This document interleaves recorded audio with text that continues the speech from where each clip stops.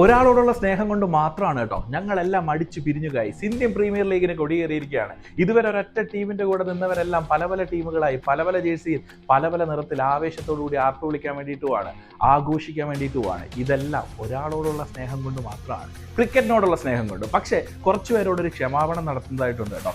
ഇന്ന് മുതൽ കുറച്ച് ദിവസത്തേക്ക് കുറച്ച് ആളുകളുമായി ഞങ്ങളൊരു ചെറിയ ഡിറ്റാച്ച്മെന്റ് ഉണ്ടാവും. ആരും അതിന്റെ കാര്യത്തിൽ പരിഭവം കാണിക്കരുത്, പിണങ്ങരുത്. അതാണ് നിങ്ങളോട് ഞങ്ങൾക്ക് പറയാൻ വേണ്ടിയിട്ടുള്ളത്. വീട്ടിലുള്ള അമ്മമാരോട് ആ റിമോട്ട് കൺട്രോൾ കുറച്ചധികം നേരം ഞങ്ങളുടെ കയ്യിൽ തന്നേക്കണം. ഞങ്ങളുടെ മത്സരത്തിന്റെ ആവേശത്തിനിടയിൽ ആ റിമോട്ട് തട്ടിയെടുക്കാൻ വേണ്ടിയിട്ട് ശ്രമിക്കരുത്. ഒരു വഴക്കിടാനുള്ള മൂഡിലല്ല.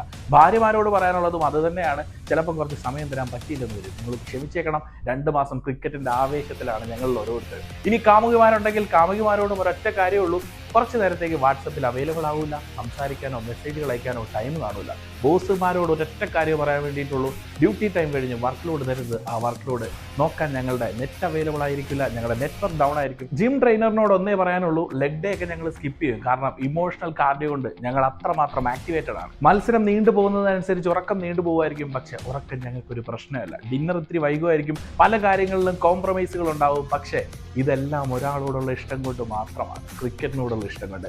ഇന്ത്യൻ പ്രീമിയർ ലീഗിന്റെ 2 മാസക്കാലം എല്ലാവർക്കും പ്രിയപ്പെട്ടവർ കഴിച്ചു കൊടുത്തേക്കാൻ നമ്മൾ ഇനി 2 മാസം ബിസിയാണ്. അടിയിടും, വഴക്കിടും, പിണങ്ങും. പക്ഷേ ഇതെല്ലാം ക്രിക്കറ്റിനോടുള്ള ഇഷ്ടം കൊണ്ട് മാത്രമാണ്.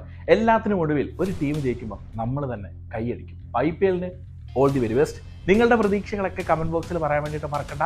നിങ്ങൾ ഈ ഒരു IPL കാലത്ത് നേരിടുന്ന ചലഞ്ചുകളും കമന്റ് ബോക്സിൽ പറഞ്ഞേക്കണേ.